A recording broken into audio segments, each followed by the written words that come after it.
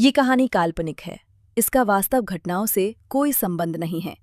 हमारा उद्देश्य वाचकों का मनोरंजन करना है। इसके बाद सब लोग हॉल में बैठे और कॉफी मंगवाई गई। प्रीति उनके साथ बैठने से हिचक रही थी। उसे अपने मन में मालिक और नौकर के बीच की दूरी अच्छी तरह पता थी, इसलिए वह वहीं खड़ी रहकर चुपचाप कॉफी लेने लगी। तभी शिल्पा ने उसे बैठने के लिए कहा। प्रीति ने घबराकर श्रेयस की ओर देखा। क्षण भर के लिए उसकी आंखों में डर साफ दिखा। श्रेयस ने भी शांत स्वर में उसे अपने साथ बैठने का इशारा किया। थोड़ी झिझक के बाद प्रीति धीरे धीरे उनके पास जाकर बैठ गई, लेकिन उसका मन अब भी आशंकाओं से घिरा हुआ था। शिल्पा ने प्रीति से कहा कि वह उनके कमरे में जाकर ताज़ा हो ले। प्रीति चुपचाप वहां चली गई। कुछ समय बाद सब लोग ताज़ा होकर बाहर आए। तभी श्रेयस ने शांत लेकिन दृढ़ स्वर में कहा कि प्रीति का सामान उसी के कमरे में रख दिया जाए। ये सुनते ही प्रीति के दिल की धड़कन तेज हो गई। उसका चेहरा पीला पड़ गया। उसे तुरंत समझ आ गया कि यह सब पहले से तय किया गया है। यह भी उसकी ही एक चाल है। यह बात प्रीति के मन में साफ थी। बीते हुए अनुभव एक एक कर उसके जहन में लौटने लगे। वह डर गई, बहुत ज्यादा डर गई। मन ही मन उसने सोचा कि अब फिर वही सब न दोहराया जाए, लेकिन उसके पास विरोध करने की न ताकत थी न हिम्मत। वह कुछ बोल न सकी, सिर्फ हाँ में धीरे से सिर हिला दिया।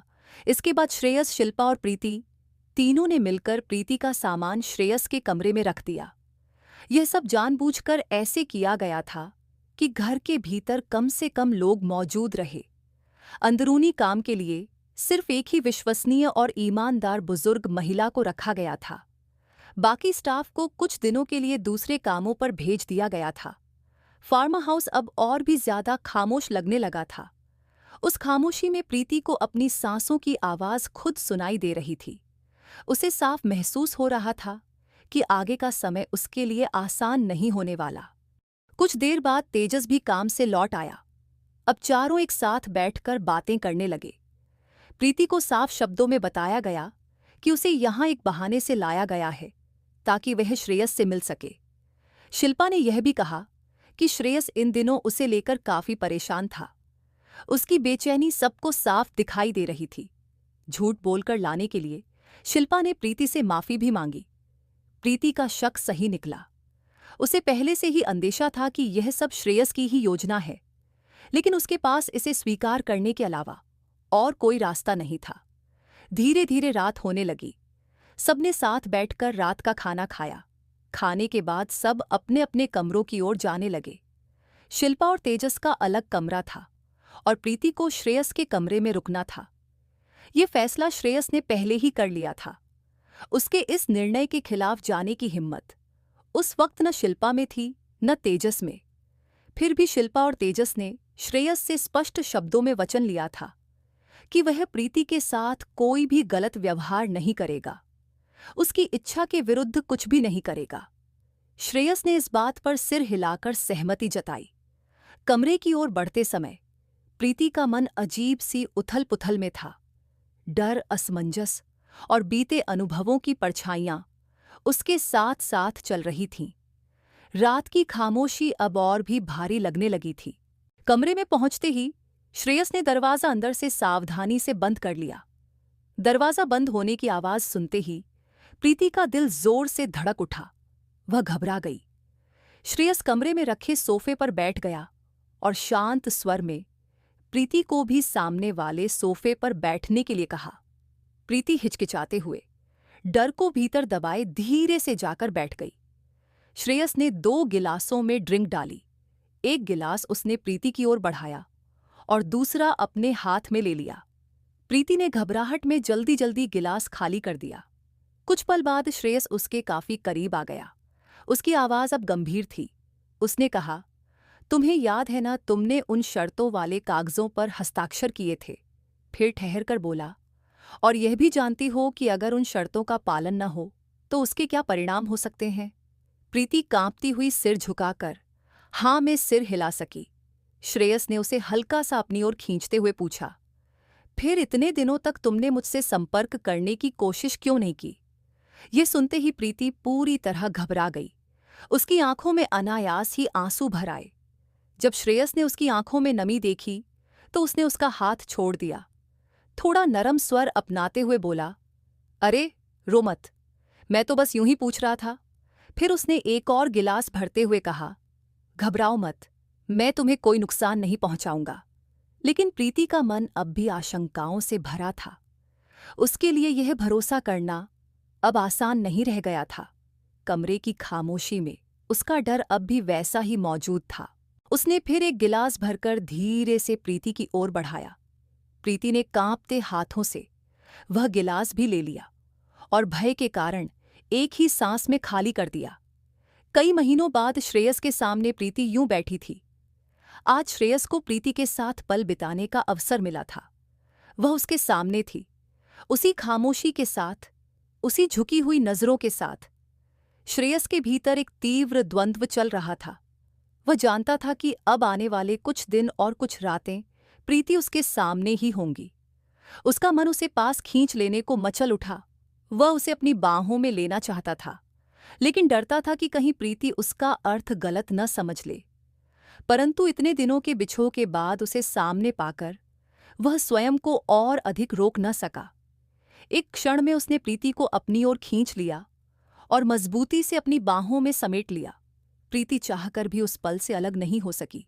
बीती शर्तें, बीते वचन और परिस्थितियां सब उसे उस आलिंगन में बांध चुकी थीं। लेकिन उस स्पर्श में आज कुछ अलग था। आज कोई कठोरता नहीं थी, कोई क्रूरता नहीं थी। उसकी बाहों में एक अजीब सी कोमलता थी, जैसे समय ने सब कुछ बदल दिया हो। श्रेयस का स्पर्श आज पीड़ा नहीं दे रहा था। वह पहली बार इतना शांत, इतना मानवीय लग रहा था। प्रीति ने महसूस किया कि आज वह स्पर्श दर्द नहीं दे रहा था। उसमें एक अनकहा पश्चाताप था, एक अनगढ़ सा अपनापन और बहुत देर से दबा हुआ भावनात्मक बोझ। उस बंद कमरे की खामोशी में उस रात श्रेयस स्वयं को संभाल नहीं पा रहा था। बहुत समय बाद प्रीति फिर उसकी बाहों के भीतर थी। उसका मौन, उसकी झुकी हुई पलकें और उसका अस्तित्व, सब कुछ श्रेयस के भीतर एक उथल-पुथल पैदा कर रहा था। अंधेरे में शब्दों की जगह सांसों की आवाज थी। प्रीति कुछ कहना चाहती थी, लेकिन कह नहीं सकी। उसके भीतर अब भी वही भय था, वही विवशता।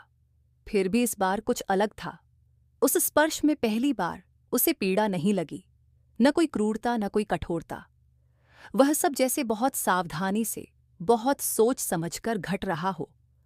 उस खामोश निकटता में श्रेयस की आवाज धीरे से उभरी, मैंने तुम्हें बहुत याद किया प्रीति। कुछ पल ठहरकर फिर पूछा, तुमने मुझे याद नहीं किया? प्रीति अब भी नजरें झुकाए बैठी थी। उसके होंठ कुछ कहने को हिले, पर आवाज गले में ही अटक गई। श्रेयस उसकी चुप्पी को समझ नहीं पा रहा था। वह और भी भावुक हो उठा। फिर से नरम स्वर में पूछा, बताओ ना, तुमने मुझे याद नहीं किया? प्रीति का दिल तेजी से धड़क उठा। उसे डर था, अगर उसने कुछ और कहा तो कहीं वह नाराज न हो जाए। इसीलिए डर को भीतर दबाकर उसने बस इतना कहा, हाँ, किया था। वह शब्द सच से ज्यादा डर की उपज था, लेकिन उस पल प्रीति के लिए सुरक्षित रहना सच बोलने से ज्यादा जरूरी था। प्रीति को अपनी बाहों में समेटे श्रेयस का मन अनजाने ही हल्का और संतुष्ट था।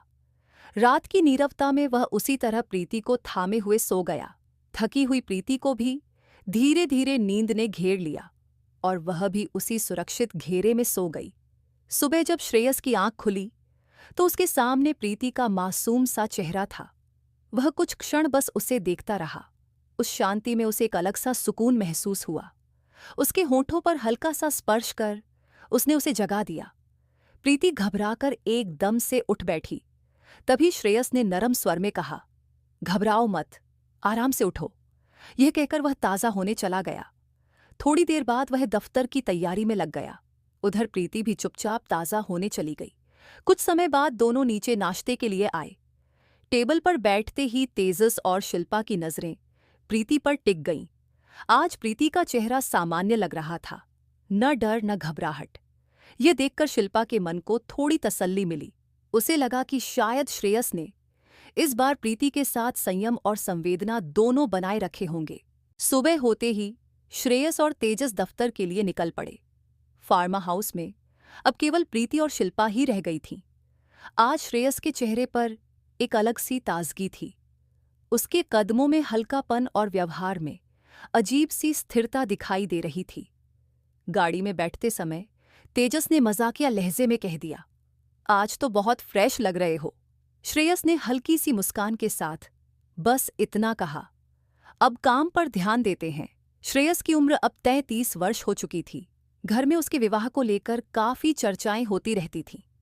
उसके लिए ऐसी ऐसी लड़कियों के रिश्ते आ रहे थे जो धन, शिक्षा और व्यक्तित्व हर मायने में उसके समकक्ष थीं।